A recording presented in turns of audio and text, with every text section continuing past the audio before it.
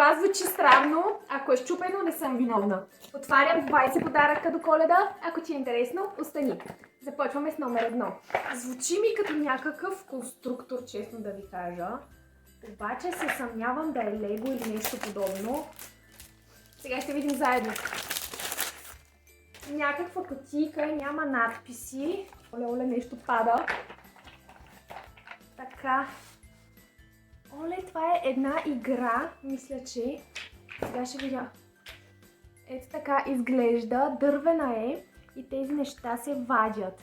Оле, те са много хубави, те са като бутилчици. А това даже прилича и на Спонж Боб май. И от всяко има по две. Да, по две еднакви. Като колко са? 2, 4, 6, 8, 10, значи общо са 20. Идеята ѝ е единия да вижда от едната страна как са подредени, а другия да ги нареди в правилната последователност, в каквато ги е сложил първият човек. Не знам дали схванахте, но ето така трябва да се сложат отгоре.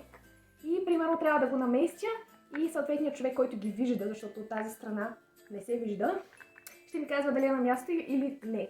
Много яка тази игра, между другото. Не знам откъде е намерена, но е супер. Пишете в коментарите дали искате да направя видео с това, дали мога да го подредя изобщо или не. И ме последвайте, защото утре отваряме ден 2.